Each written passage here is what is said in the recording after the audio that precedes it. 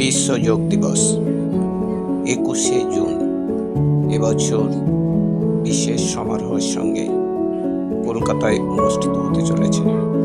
দেখুন তারই প্রস্তুতি।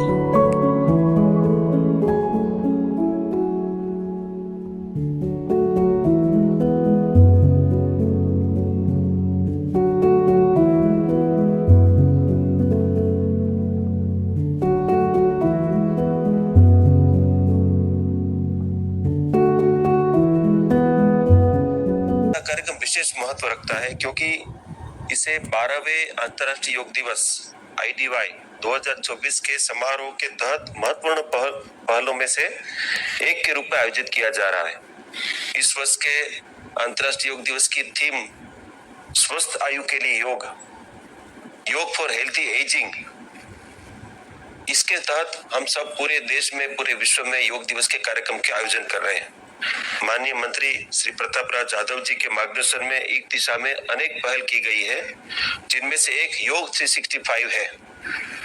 योग 365 का मतलब वर्ष में 365 दिन योग।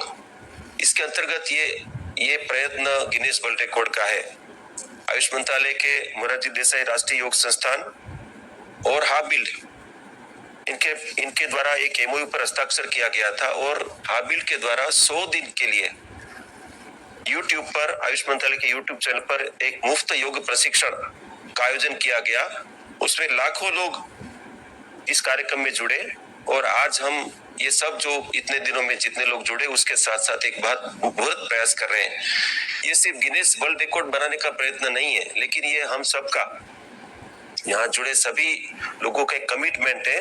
तो स्वस्थ जीवन शैली और स्वस्थ विश्व के ऊपर हम सबका ध्यान है और हम इसके प्रति कमिटमेंट है। उसका एक हम सब संकल्प लेने के लिए यहाँ एकत्रित हुए हैं। इसका कार्यक्रम विशेष महत्व 21 जून को माननीय प्रधानमंत्री जी कोलकाता में प्रमुख योग कार्यक्रम को लीड करेंगे और इसके साथ साथ हम लोग पूरे देश भर से, पूरे विश्व भर से जुड़े। माननीय प्रधानमंत्री जी के साथ जुड़ने का हम लोगों को सबको पता है कि हमारे आसपास में कहीं भी कोई कार्यक्रम हो, हाबिल के प्लेटफॉर्म पर हो, कहीं भी आप योग के लिए जुड़े और यदि आप प्रत्यक्ष रूप से कार्यक्रम के स्थान पर नहीं जा सकते तो वर्चुअली जुड़े और प्रधानमंत्री जी के साथ योग करें, क्योंकि ये कार्यक्रम भी लाइव होगा और प्रधानमंत्री जी के साथ योग करते हुए अपनी सेल्फी लेकर के उसको सोशल मीडिया पर पोस्ट करें। मैं इन्हीं शब्दों के साथ एक बार फिर आप सबका स्वागत करता हूं, धन्यवाद करता हूं और इस ऐतिहासिक प्रयास की अपार सफलता की कामना करता हूं। जय हिंद, धन्यवाद। আমাদের আসার কারণ আমাদের প্রশাসক তথা কমিশনার IAS শ্রীমতী স্মিতা পান্ডে এখানে ডেকেছিলেন।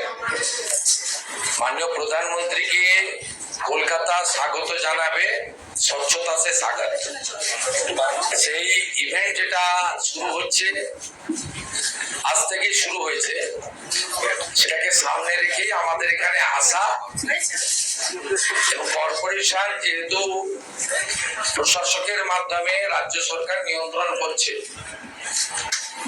ওনার আমন্ত্রণকে সামনে রেখে এবং এটি খুব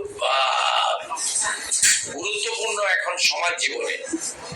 আর কলকাতার ক্ষেত্রে আমাদের এই স্বচ্ছতা পরিচ্ছন্নতা এটা খুবই প্রয়োজন। আমরা সুযোগ পেয়েছি, ওয়ার্ল্ড যোগা ডে এর মেন ইভেন্ট দেশের মধ্যে এখানে হচ্ছে, আমাদের প্রাইম মিনিস্টার নিজে পার্টিসিপেট করছেন।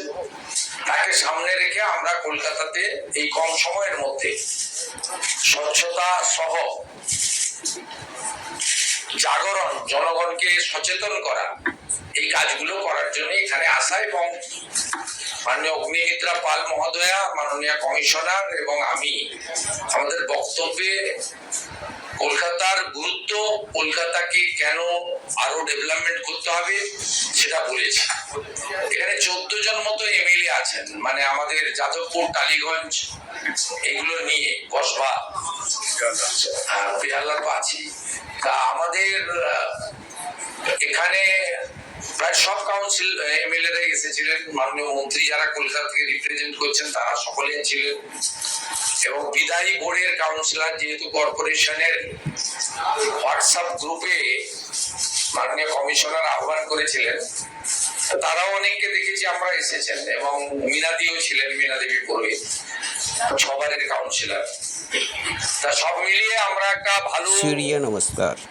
নৃত্য উদ্দেশ্য অভ্যাসের নিয়ে এখানে জন্য মিলিত হয়েছিলাম, যেখানে প্রত্যেকটি স্টেপ কর্পোরেশন ভালো করে টিম, লক্ষ্য করুন কলকাতা পুলিশ এবং নগরপালের নেতৃত্বে নিজে নিজে আরবান অভ্যাস করুন। Development ministry, elected public representative মানে এমপি থেকে এক্স কাউন্সিলর, সবার একটা ভালো মেলবন্ধন হলো।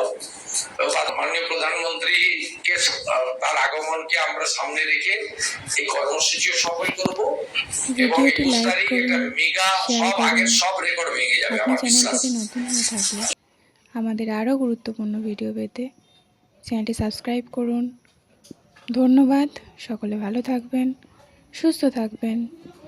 জয় হিন্দ, বন্দে মাতরম, ভারত মাতা কি জয়।